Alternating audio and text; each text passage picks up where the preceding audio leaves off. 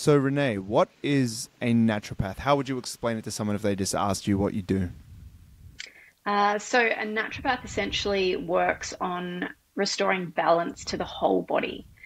And I suppose I can kind of talk to this how I specialize in the fertility space. And if you were to go to a doctor with fertility issues, they're kind of essentially looking at your reproductive organs or your uterus. And it's very much like system based, whereas a naturopath will kind of look at all of the environmental stresses, diet, lifestyle, mental, emotional health to help restore balance and improve fertility. So I would say that a naturopath is looking for a root cause of something as opposed to just looking at a system, which is what conventional medicine would treat. So what does it look like if someone says, I need help? Because I've had an experience, in my own journey with my wife, because we have a child and, we got pregnant and we had this whole journey. Like, yeah, what does it look like when people come to you and like, what are you kind of looking for and addressing? So we spend quite a considerable amount of time with our clients. So anywhere from, an hour and a quarter to an hour and a half for that first consultation. And we're taking a thorough case history, which I think is the difference, right? You go to a doctor and you're hard pressed to get 10 to 15 minutes out of them. So we're taking a thorough history that's looking at, family history, anything that's happened in your younger years in relation to different sicknesses that you've had, history of menstrual cycle, any issues that you had when you were younger or currently. And we're really kind of, putting together the pieces of the puzzle of the individual in front of us. And then we are going, right, are there any dietary changes that need to be made? Are there any lifestyle things that could be impacting this situation? And then once we've kind of covered off those things, we have things like herbs and supplements that we can utilize. We do send our clients away to get pathology tests. We also have functional tests that we can do that you wouldn't necessarily get at your GP or specialist. So we kind of have lots of tools in the tool belt. But I will say that most commonly people are not really addressing the things that are absolutely free to us, like sleep, water intake, movement, getting outside in nature, like all of these things that are just readily available. And free. And I think that's Exactly. where I struggle with the system, in air quotes, is that it's quite rare, and I don't know everybody, but it's quite rare for them to recommend free things because there's no kickback for them or there's no real interest. And maybe they think it's just common knowledge, but in my experience as a personal trainer, people are reaching for supplements and reaching for pills before they reach for their pillow to go to bed or put their phone down in another room and go to sleep. I Mm-hmm. definitely, I'm definitely with you on that one. What's a quick story or someone you helped with recently? Because, it's many people kind of are aware of what naturopaths do or how they kind of help people, but there's also a lot of people that don't. And, myself included, I'm not massively aware. That's why I wanted to really have you on the podcast. Like, what's a story where you've recently helped someone? Okay, so I had a client who came to me with like quite a rare autoimmune condition.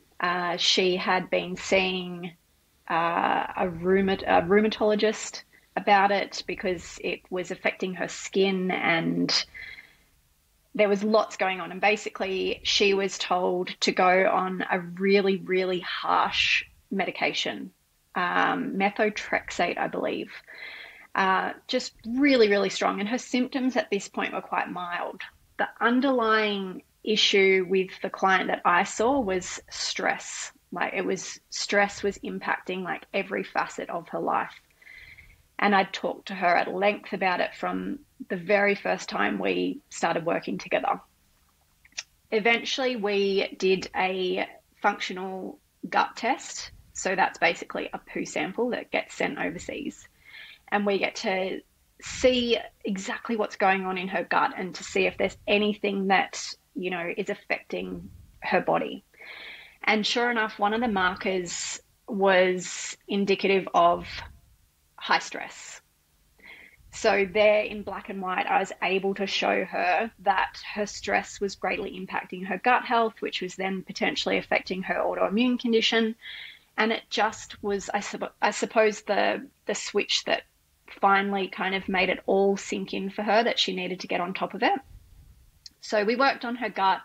She started implementing different practices, things that she was doing at home, but also actually going to different classes and other physical therapies to help with her stress levels. And she asked the rheumatologist if she could push back the medication start date and just keep doing what she was doing and check back in 3 months. Anyway, she went back in at the 3 month mark and had all of the tests done again and was shown to be in remission without ever starting that medication. Amazing. Amazing. Yeah. Yeah. That's awesome. So how do you tell someone to stress less? Like, what's the practical steps? Because it's, just go and stress less, go on a holiday, kind of like what comes to mind. But yeah, like what were some of the things that you recommended her to do? Because a lot of people need to stress less. Absolutely. We all do. We are all doing so much more than, what they did back in the 50s, like especially women who are kind of, wearing multiple hats. So this particular client, she worked quite a high-powered job. She's also a mum. She was also wanting to have a second child through IVF and was worried about her age. So you can kind of already see all the different hats that she was wearing. And it's so simple to say stress less, but when you are a mum, that's really hard because your life is dictated by small people. So the things that I try and kind of tell my clients to do is not to book in the massage and just go, right, on Friday I've got that massage booked and that's going to help me. Like, yes, that's wonderful, but that's like putting all of the emphasis on this one event later in the week. You need to be doing things throughout the day that just provide like mini resets for your nervous system. So focusing on the mundane things that happen throughout the day, boiling the kettle. When I'm boiling the kettle, I'm going to put my legs up the wall, or I'm going to take some deeper belly breaths. When I use the toilet, I'm going to do some belly breaths. If I'm in the shower, I'm going to focus on the belly breaths. And the thing with the belly breath is that it tells our nervous system that we're safe, and it puts us in that parasympathetic nervous system, or rest and digest. Whereas for most of the day, we are chest breathing, and that puts us in our sympathetic nervous system. So just like a simple thing like that, just trying to go, right, I'm going to have these mini resets throughout the day, and that's going to help kind of recalibrate my nervous system. And then if you can, doing something, before your children wake up and maybe in the afternoon, but it's different for everybody. It depends on, many factors that I've understood lately, if they've slept well, if you've slept well, or if you're just lying there staring at the roof when you should be asleep and things like that. And just finding the time to do things like that is quite rare. As, I'm not a mother, obviously not a mother myself, but just seeing it. Also to add, if you're a single mother, or in my case, my partner leaves at 5:30 in the morning and he gets home around dinner time. So there's so many different elements to, how much time someone has to dedicate to these things. Yeah. And resources too, Yeah. What have you seen to be the most common things that women are struggling with when trying to fall pregnant? Or sorry, not when trying to fall pregnant, as we talked about, that's very different, but when being pregnant. I think knowing what to eat. Some people, we've got this long list of things that we're told not to eat, and it can be really confronting when, you've been trying for so long to fall pregnant, and then all of a sudden you're pregnant and you're like, oh my God, I can't get a salad from the salad bar. And now they're telling me I can't have hummus and I can't have rock melon, all of these things that are good foods. And so what often happens is people will often eat fast food because that's not on the list. Um, and this is true. Like, this is 100% true. People don't know what to eat, and then what ends up happening is, and this is kind of generally across the board, my female clients are under eating, specifically protein. And when you think about pregnancy, you're literally growing skin, muscles, a brain, bone, like neurotransmitters, like all of these things, while also trying to keep your own body functioning, your own brain functioning. And women are under eating protein, like across the board. So how do you get that up? Because I deal with a lot of people under eating protein as well. They're not necessarily pregnant, but a lot of people, very high in carbohydrates and fats and just not much emphasis on protein. So what are your hacks to get protein in their diet? So I try and get them to aim for like a ballpark of, say, 30 grams breakfast, lunch, and dinner, and then a couple of protein focused snacks throughout the day if they're into snacking. So I give them a list of different things that they can do for breakfast. So if they like a sweeter breakfast, they can go more of the yogurt, granola, berries. I don't mind throwing in a quality whey protein. Then I give them like a really great snack list, like cheese, cottage cheese, um, you know, tinned salmon, hummus, jerky, all of these things, and then generally dinner's fine. That's where they're actually nailing it. So even just saying like, make more at dinner because you're already cooking, and have that at lunch. And just kind of putting the emphasis on the fact that they are growing a human and they need that protein, like it's vital. And I think when you put it into that perspective, it sinks in a little bit more. And then because so many women experience nausea in pregnancy, having protein is going to stop that blood sugar dip from happening, which nausea will come after that blood sugar dip. So we're kind of keeping that sustained energy and balanced blood glucose levels from that protein focus. Do you find that they don't really want to eat protein though? Like just in terms of, when you're feeling nauseous, the desire for protein heavy foods is not really there. Like, I'm not sure, Yeah. but this is just kind of, in my experience, like they don't really feel like, eating chicken breast or eating a steak. Like when they're nauseous, it's easier to reach for things that are, I guess, a bit, like you said, maybe fast foods or anything, because it's like just to get some food in. Like, I just need to eat. I just need to get food in. Have you found that, or is that just me? Oh, no, it's 100% the way. And I'm not talking to hyperemesis gravidarum, which is this sickness that occurs all throughout pregnancy. That's multifaceted and that can require medical treatment. But for standard nausea, it's one of those things that if they want to get through it, they just have to try eating something. And and it may not, for that first trimester, it may not be breakfast, lunch, and dinner. It may be smaller, more frequent meals across the day, just making sure that they're always pairing whatever they're having with protein. So say it's like, I just want a corn thin, having that corn thin with some cheese on it, just to kind of get that little bit of protein, and just having those smaller, more regular meals. Yeah, when I learned this when I was first getting into fitness, like having protein with every meal, I remember I had a bodybuilder mate, or he's still my mate, and he was doing a bodybuilding competition, and I was just a teenager at high school lifting weights, and he was like, oh, I have protein with every meal, and I was like, what the hell? Like, what a freak. Like, he's having way too much protein. And now I do it, I feel like my results have been much better, well, especially when I was going through it.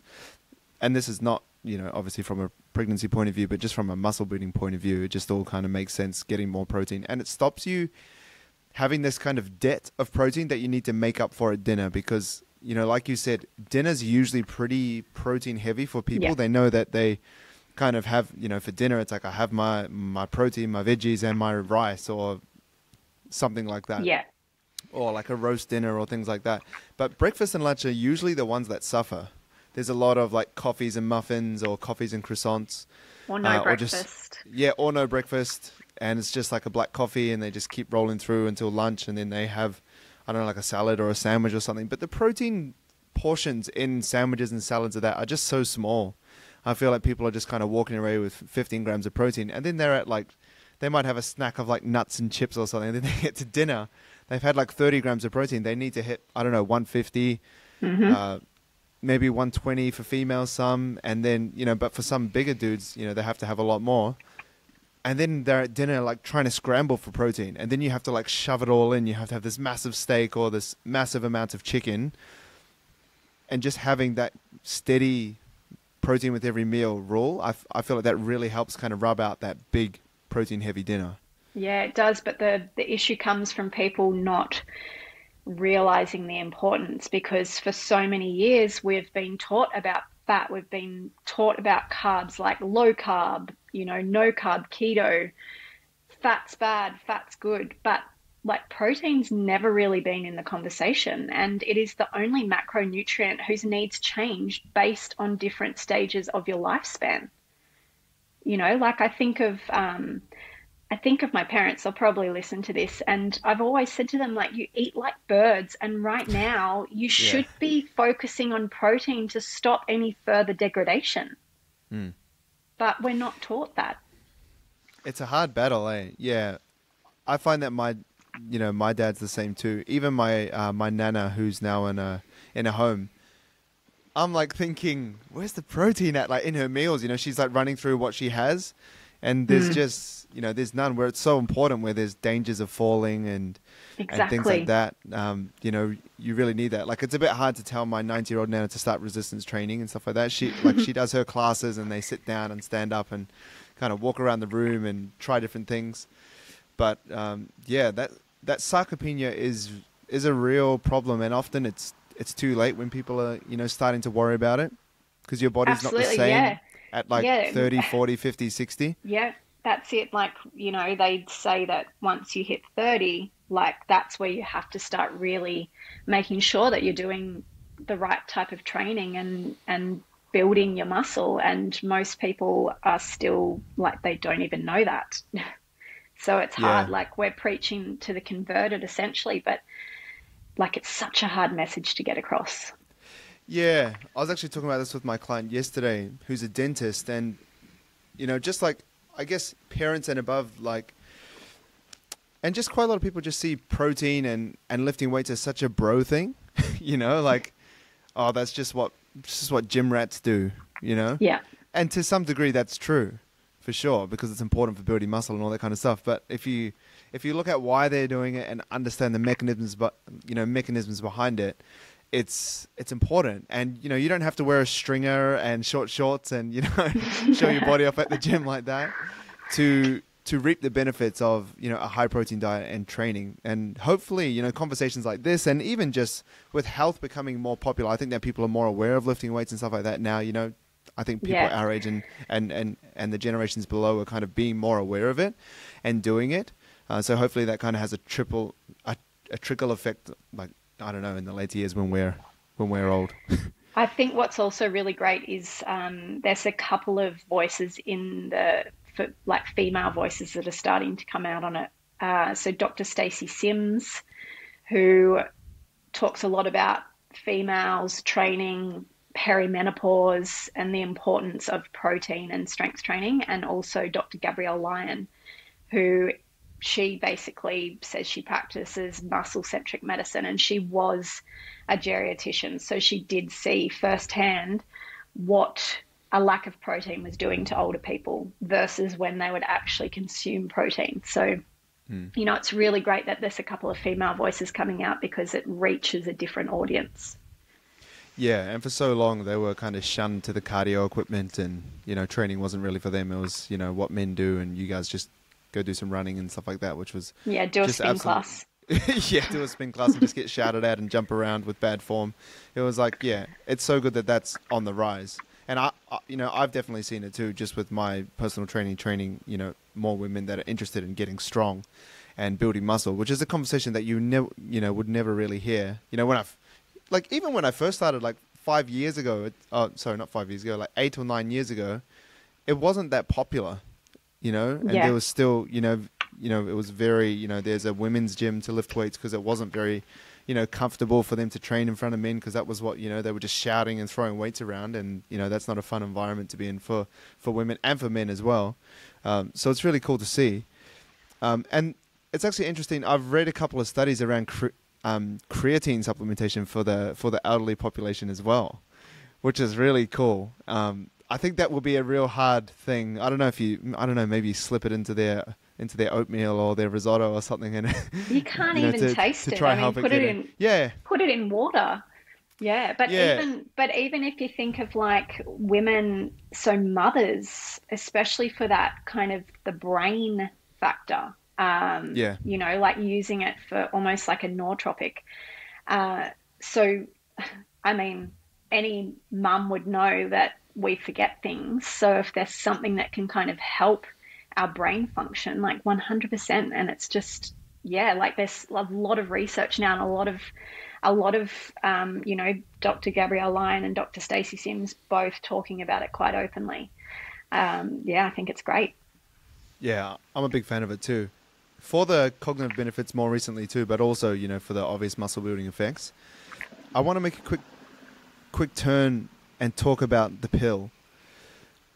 How is that impacting women when they're trying to fall pregnant? How it's impacting is that often women are put on the pill at a young age to regulate, and I say that in inverted commas, their cycle. So first and foremost, the pill doesn't regulate your cycle. It switches off your body's hormones. It essentially like puts them on pause and uses synthetic forms of your hormone to create what looks like a cycle, but a woman does not ovulate when she's on the pill. The bleed that she experiences is actually a withdrawal from taking the pill, because she's on a sugar pill for a week, and so she bleeds because she's withdrawing. And then later they meet their partner, they talk about having kids, and then they come off the pill, but all of the problems that they had when they were 14, 15, 16 are still there because they haven't been addressed. And then they come off the pill and realize, oh, I thought that the pill was regulating my polycystic ovarian syndrome or, whatever the condition is. And then in their 30s, they're having to address what could have kind of been addressed back when they were a teenager. And so the process of having a child could be delayed while their body figures it out, or they're impatient, or they're not necessarily working with a naturopath or a nutritionist, and they're just at their doctor, and their doctor's then referring them to a fertility specialist, and they go down the road of IVF, which is very, very expensive. Yeah. My wife actually works in IVF, so I know that firsthand. Yeah. So what's, I guess there's many solutions, but what is, I guess a way for them to overcome that? I'm not, like, the pill isn't a bad thing. I suppose it's allowed women to kind of choose when they want to start having children, right? Instead of feeling like they're fertile, myrtle and going to be pregnant years before they're ready. I mean, the fact of the matter is it's a 5-day window each month. And if you actually are able to, you can come off the pill and you can work with someone like me who can teach you the fertility awareness method, where you actually learn your body's signs and symptoms, and we can clearly see when your fertile window is. So you use that window to either use protection and avoid falling pregnant, or if you're trying to conceive, you learn exactly when the fertile window is. So that's one option, kind of going, right, there's something other than the pill, let's explore that. Or you just allow 1 to 2 years before you want to have children to start doing the work on your body in case anything from those earlier years pops up and needs addressing. Yeah, it's not I guess, I'm not too aware of it, but it's not just just do this and that and then it's going to be fine. It's very multifaceted. No. I mean, there's certain nutrients that are depleted by the pill. It can affect our microbiome. So even just kind of addressing those nutrient deficiencies is a start. And some women will come off the pill and they get a cycle and everything's fine. And I'm not talking to them, but you don't know if that's going to be you, basically.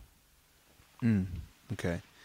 On your Instagram, I read a couple of posts that I'm very interested in, and they were how to avoid endocrine disruptions when. So TTC, is that trying to conceive? Just Yes. so I know that I didn't make that up. Cool.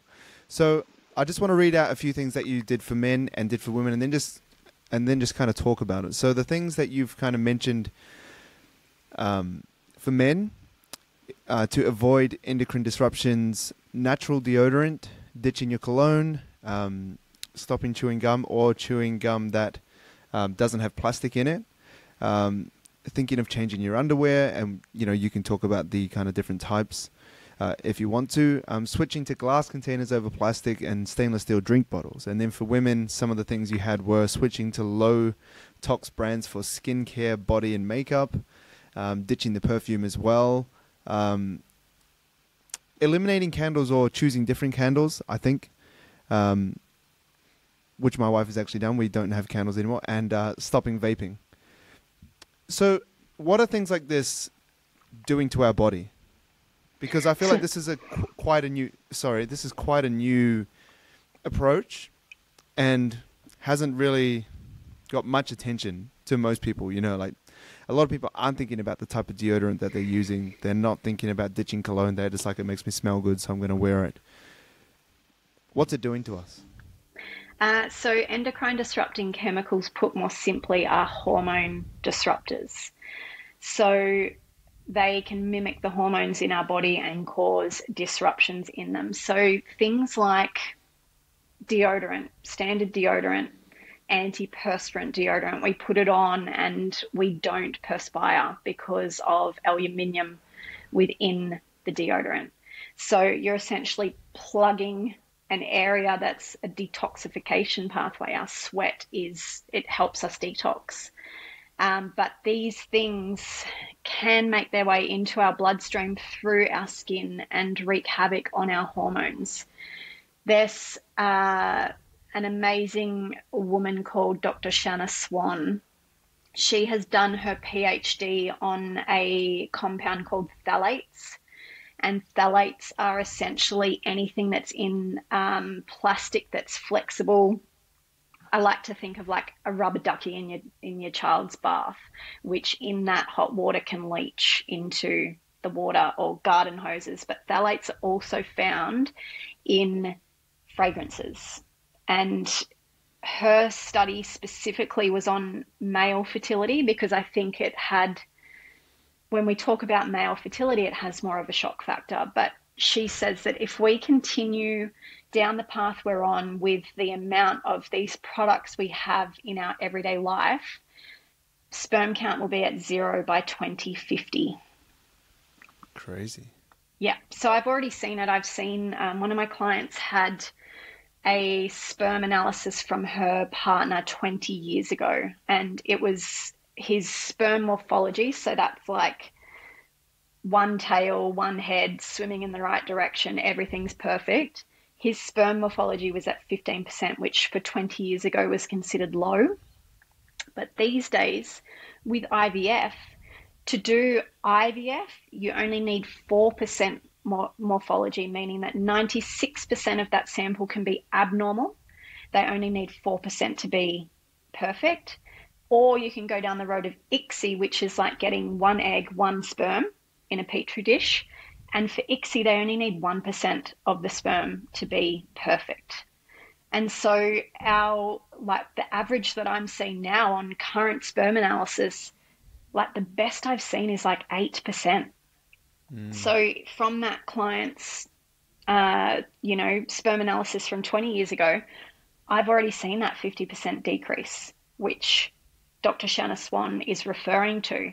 And it's all from these compounds that we have in our plastic containers, in our colognes, in our plastic drink bottles, in our non-organic underwear, because cotton is one of the most heavily sprayed crops. And they don't care if that cotton is going to make a tampon, a pad, or a pair of underpants and is getting worn in one of the most absorbable areas of the body. So it's pretty crazy. Yeah. Like, I'm not even aware of this. You know, this is really interesting stuff. So what are some, like, I know you've made some recommendations. I'm not sure if you have them off the top of your head, but like, what are some changes that people can make, like some brands maybe that you know off the top of your head that you use, or maybe you refer to other people? Yeah. So when it comes to deodorant, a good unisex one, my partner and I both use it. It's called Black Chicken Remedies. It's a deodorant paste. It's got a really neutral smell, doesn't smell feminine or masculine. It's just quite a nice smell. Sorry, For and does that work the same? Like, does it have the same it's not effect? gonna it's not gonna stop you from sweating, and that is the hardest thing when it comes to deodorants. Um, But does it people stop are you from smelling? Well, it does, but if you're someone that does have body odor, that is potentially something that needs to be addressed. That's more of Because a gut microbiome issue, isn't it? yeah, it's could also be like a fungal issue. So yeah, like we need to know these things, right? As I said, the sweat is a detoxification pathway, and we're constantly plugging it up. Mm. Um, Toothpaste, there's some great ones now that you can pick up at the supermarket, like Grant's. Oh, The is that the one with the koala on it? Yes, The and the green one one, yeah. without fluoride. Yeah. There is a fluoride-free one.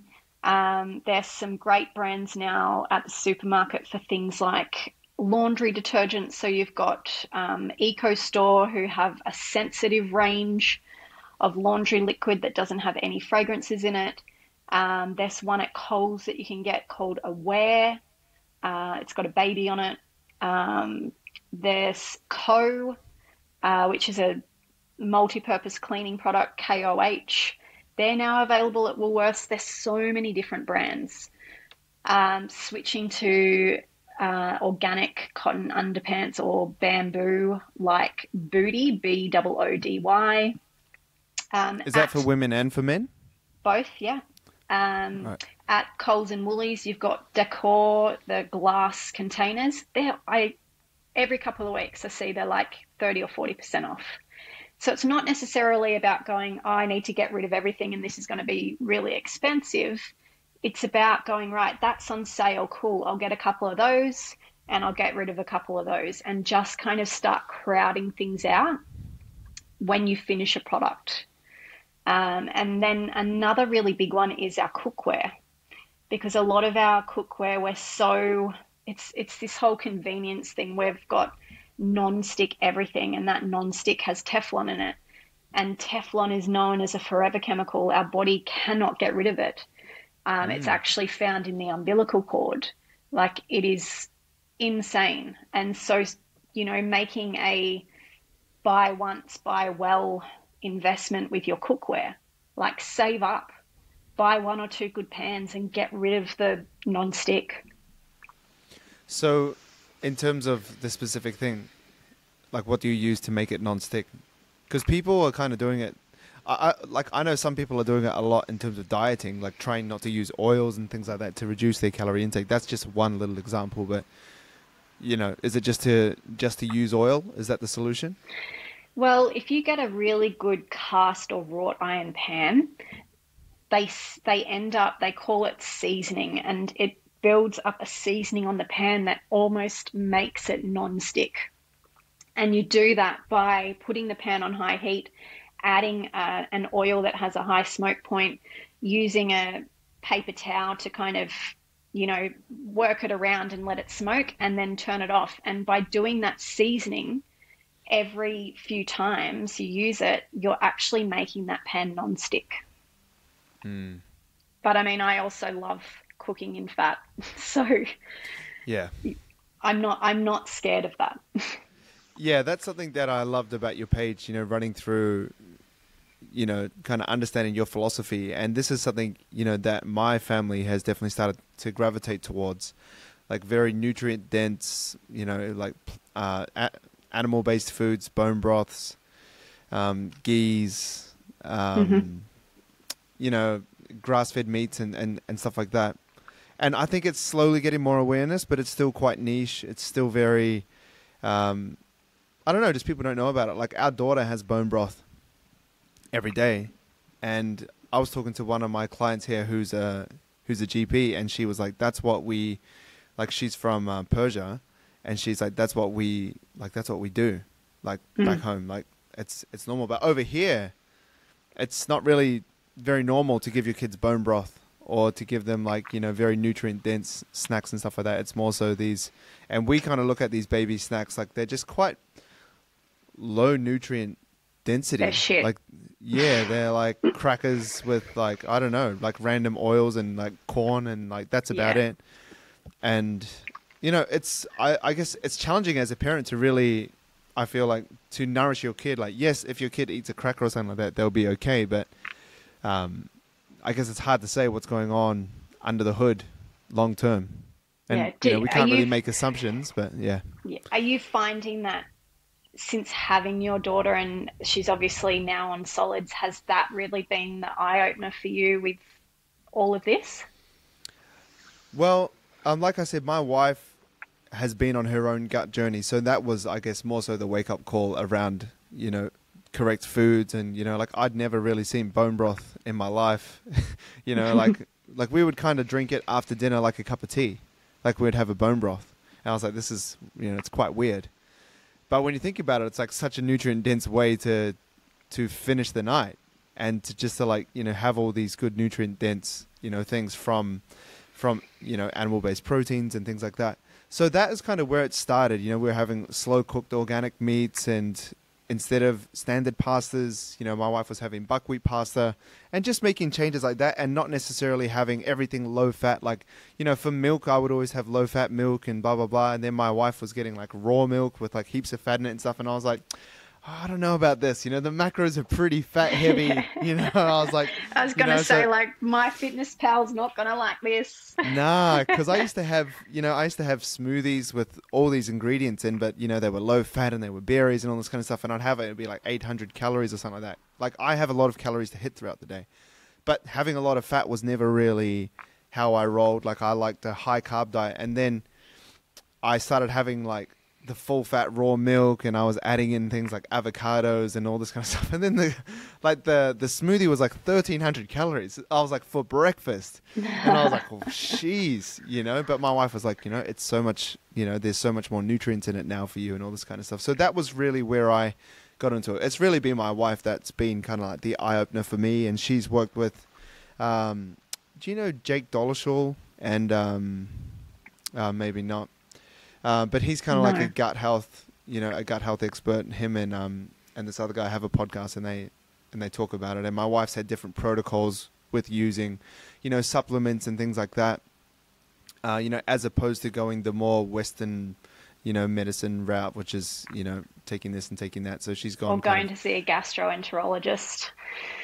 Yeah, well, yeah, like, you know, there's been multiple things that, you know, we've kind of overcome, but that's kind of where I've come into it. And then, you know, my wife has been doing that with my daughter as well. So I've just kind of been like an observer, because, you know, she takes care of our daughter while I'm working. So she's doing food and all that kind of stuff, making, you know, like these pancakes, but they got all these, you know, like healthy fats and stuff in them, and they're all cool with blueberries mixed in and LSA and all this kind of stuff, not this like pancake ready mix that's just full of kind of like empty flour and stuff like that. So that's really where sounds like our household. Glenn always says before we got together, he's like, I never saw organic blueberries in the freezer, and now there's that many organic berries in the freezer, and sounds very, very familiar. Yeah, but when you know, sit down and think about it for a while, it does make sense. And I'm still not 100% there in terms of, you know, reading up on it and being, you know, really aware of it. But I'm making, you know, small changes to improve, because I was just a calorie macro guy. You know, let's just get shredded and be buff, and, you know, that's what I was, you know. Yeah. But, you know, there's so much more to the conversation. And especially, you know, a reason why you're on the podcast is like, you know, women's health and things like that, because, you know, for women, it's not just about getting shredded and looking buff. You know, it's about, you know, for a lot of them, having kids and doing it in a healthy way, and then the Yeah. whole postpartum journey and things like that, which I want to quickly touch on. What are some of the most common things that you see women struggling with in the postpartum journey? I know that there are many things, but if you could maybe highlight one or two, that would be really awesome. I think the biggest thing is that, especially for a first-time mum, there is so much emphasis put on birth as like the thing they're working towards. I can completely respect that because it's something that they've never been through before, and it can seem quite big and scary, and you might hear a lot of stories about it, but they almost put birth as the finish line. Like, yes, I've gotten through that. And all of the work that they've done to get to that point stops. And then they're at home with a baby, and, you know, the food that they were making themselves, the supplements that they were taking, all of that stops when actually in postpartum, especially for breastfeeding women, your needs increase in that time. So there's no caloric increase in the first trimester. In the second trimester, it's about 340 calories extra per day. In the second trimester, it's about 450. When you're breastfeeding, an extra 700 calories is what a woman needs to support breast milk production. So in some women who are not as well nourished, they're kind of like hitting about 500 to 700 mils per day compared to a well nourished woman who's producing about 1.5 liters of breast milk per day. So you can see why it's important to still be focusing on that nourishment after you have your baby, because not only are you trying to produce breast milk, but you're trying to heal a dinner plate sized wound on the inside of your body. And we seem to forget that. And we all want to kind of get back to doing things very quickly, but our body needs time to heal. And we live in a society where everybody's not wanting to slow down, basically.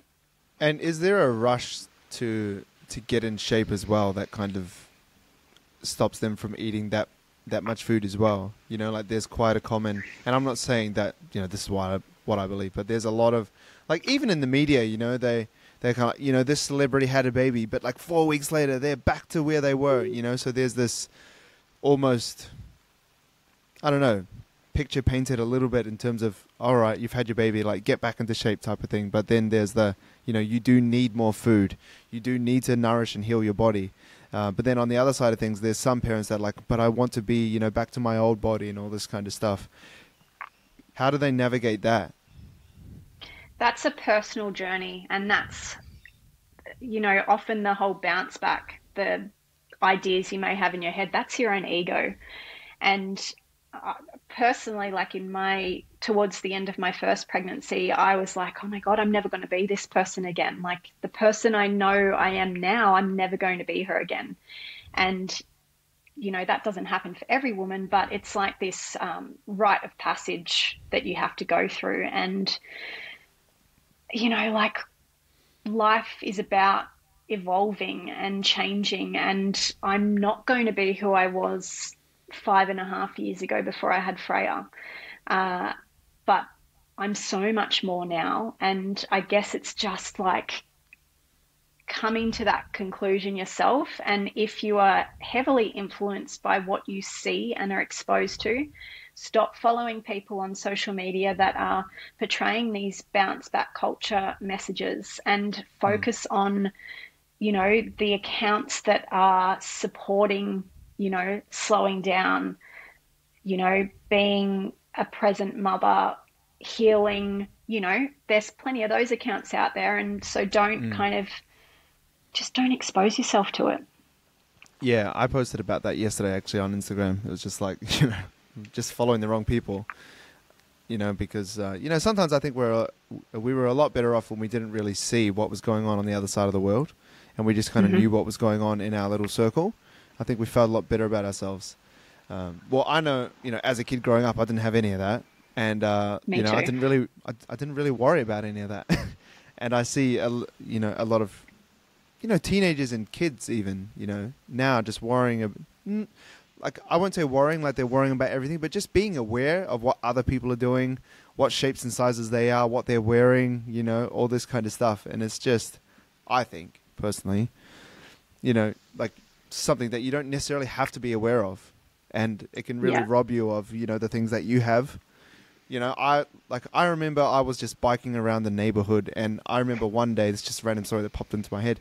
I grabbed there's like a cat food box on the road, and I put it, like, it got stuck in between my tire and my bike, and as I was biking, it kind of sounded like a motorbike because it was rubbing against the wheel, and that entertained me and my friends for hours. Like, we were like pretending we were on a motorbike and stuff like that, and it's just playing as a kid, but it's just, you know, I feel like those are the kind of moments we should be getting lost in, as opposed to getting lost in other people's worlds where we're not even experiencing anything.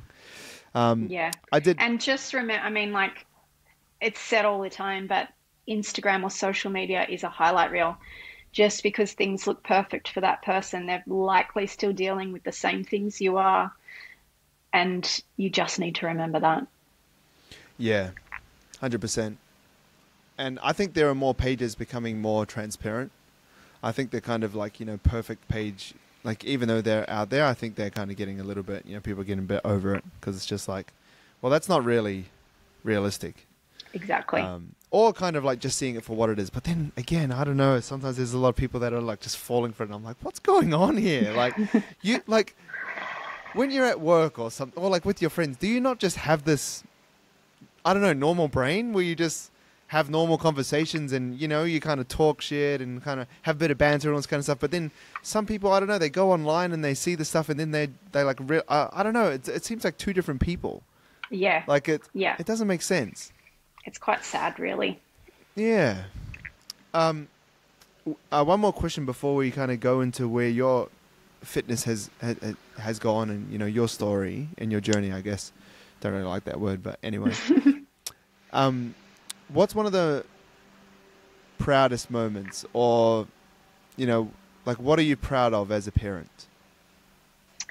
I'm proud of being an example for my girls. So there's a study that kind of gets talked about a lot about the impact of children seeing their mum exercise or train and their health outcomes as individuals. And, you know, obviously it's going to impact them seeing their father do it as well, which they do see. But there's something about kids watching their mums do these things that has a really positive outcome on their own health.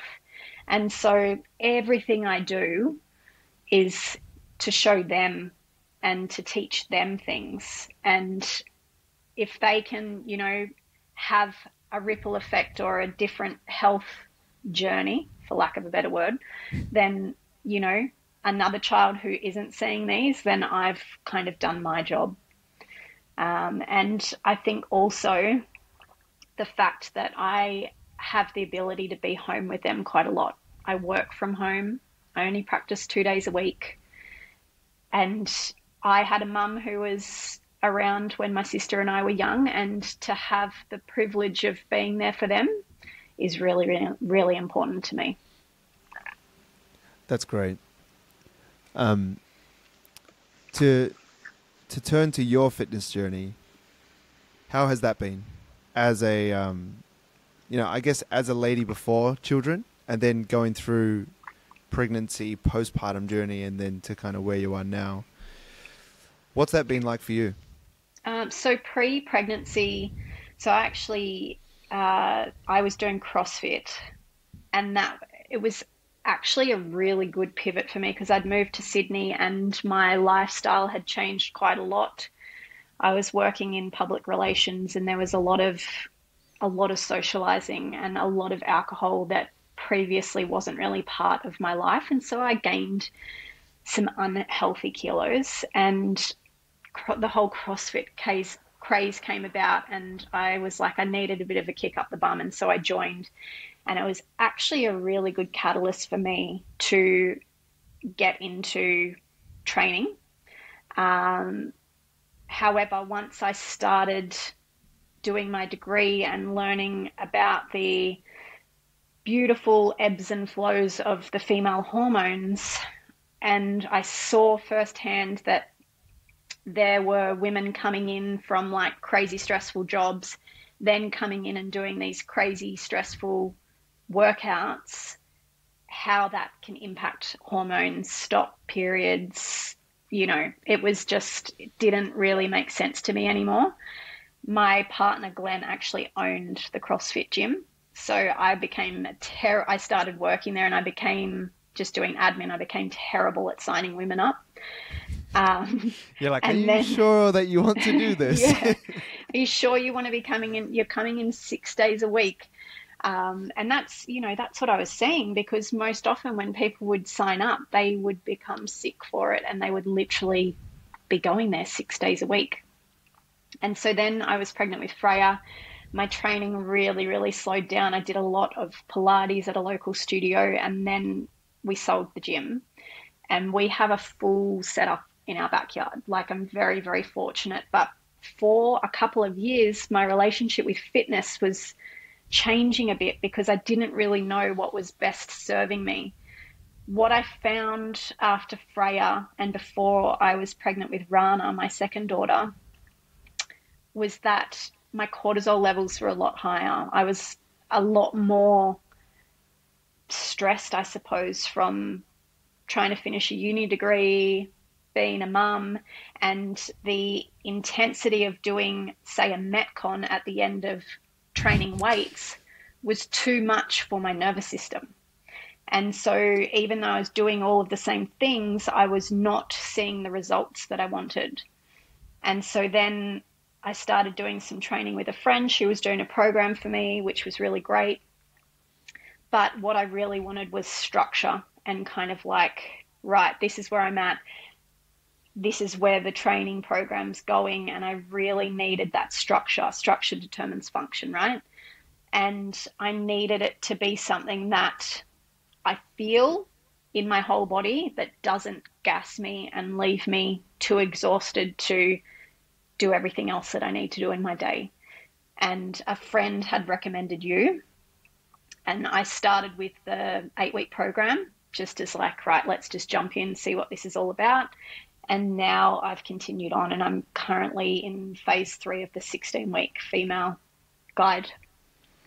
So what's been the biggest change for you? Is it just, obviously you have the psychological effect of knowing that everything's structured, everything's, going in a certain direction, and it's not just random stuff, which is what I kind of struggle with CrossFit. And I've only done it once, and I love the culture of it. Like you said, it's like really cool to be a part of. There's, like, I'm a really competitive person, so I really enjoy that you're kind of competing against everyone, but you're also kind of friends too. So there's that kind of nice balance.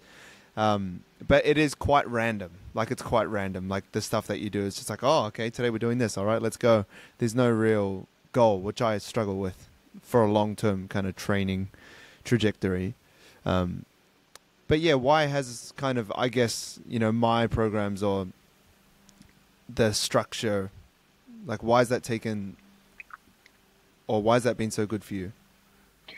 I think for me, seeing the gradual improvement, for 4 weeks, you're doing the same movements over. For me, I aim for 4 days a week. That's kind of the most realistic for me.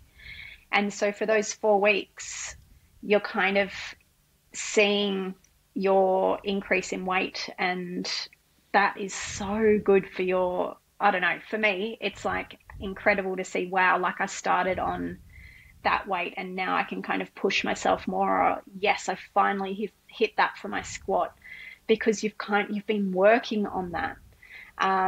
The biggest thing for me, so I still feel like I have a bit of a cortisol belly, which I'm working on. And for me at the moment, that's all about, like we spoke in the beginning, regulating my nervous system and prioritizing that. But the training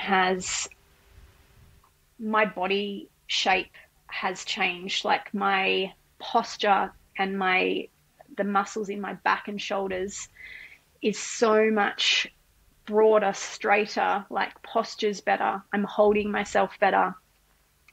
On the scales, I've dropped a couple of kilos, but it's more about my clothes fit differently. Like the jeans I have on now are bigger and I only bought them last year. So it's that recomposition of my body. Yeah, that's one thing that's quite underrated is like the change of body composition, not just the drop in weight. I've got that same client I was talking to you about. That's a GP. Like I actually train her face to face in the gym here, and I don't think she's lost weight, but she looks completely different. Like yeah, her clothes are just like she's had to buy new things and buy belts and all this kind of stuff because it's just like, you know, for women, if they don't lose weight, a lot of them are a bit gutted. You know, they're like, oh, this kind of sucks. You know, I'm just in the same place. But when you kind of see your clothes fitting different and things like that, you kind of understand that there's muscle and there's fat and there's this, you know, nice change of body composition. But it's quite a hard sell sometimes, especially for me. So hard. Yeah. You know, like I'm not a bullshitter. So I'm not like, oh, yeah, you know, this is going to happen. You're going to lose 8 kilos in 8 days type of thing.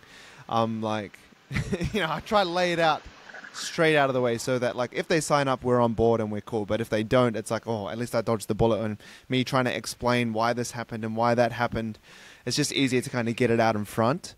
Yeah, I just don't understand this desire to be skinny, like with everything that we've just spoken about, with sarcopenia, with the fact that if a woman has a fall, I think in her 50s or 60s, her risk of all-cause mortality increases because that fall and the subsequent bed rest is causing that bone density and muscle mass degradation.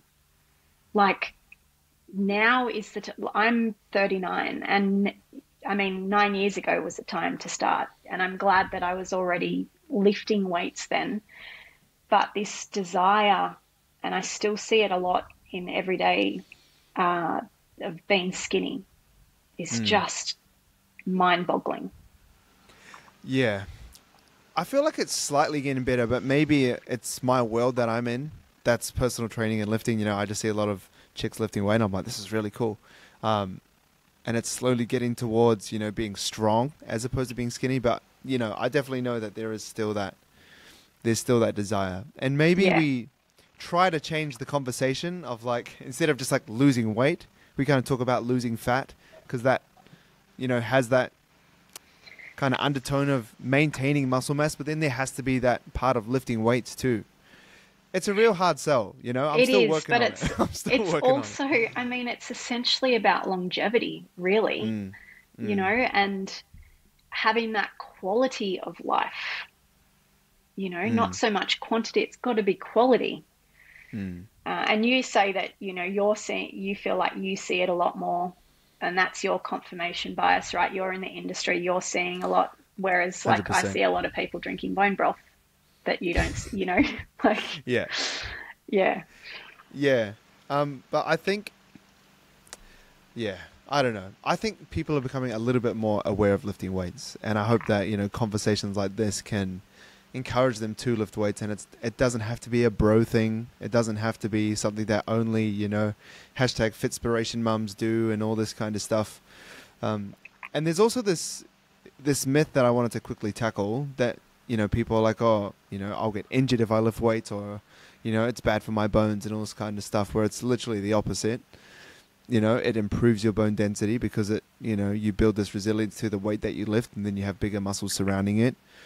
I don't know. I just hope that this encourages you to lift weights and kind of, you know, go through your years to be stronger. And I know it's hard when you're like, you know, especially in your 20s, but even like 30s, it's a bit easier in your 40s and 50s, but like to understand that, like, as you get older, and I know this of seeing grandparents around and stuff like that, like, it's not too late, but it's much harder to make a bigger difference when you're like 60 years old. It's hard to put some muscle in the bank. Yes, you can still make progress from where you're at, but if I can encourage you to even just lift 3 days a week, you know, 4 is awesome that you're doing, but just to kind of, it's not even about looking amazing. It's about like having a quality of life, like standing up with your grandchildren and it not snapping your knees and not like hurting your back, and like, just lifting your arm and having like 5 clicks happen and all this kind of stuff. Like I see it and it's real.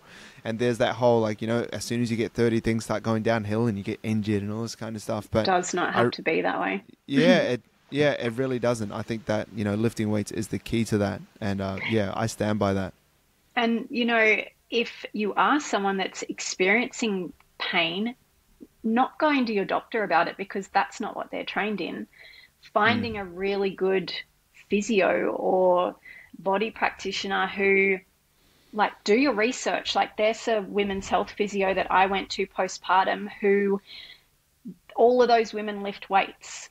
Whereas I know another women's health physio in the same suburb and they are anti that. They're more the Pilates focus. So choosing a practitioner who is well versed in the type of training you're doing so that they can help you get back on board and work around that and get back into training and not be like, oh no, you shouldn't be doing that. Yeah, I love it.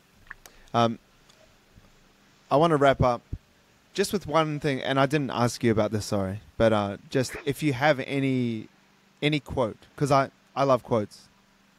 If you have any quote that you live by, I think you might have one. I can just feel it.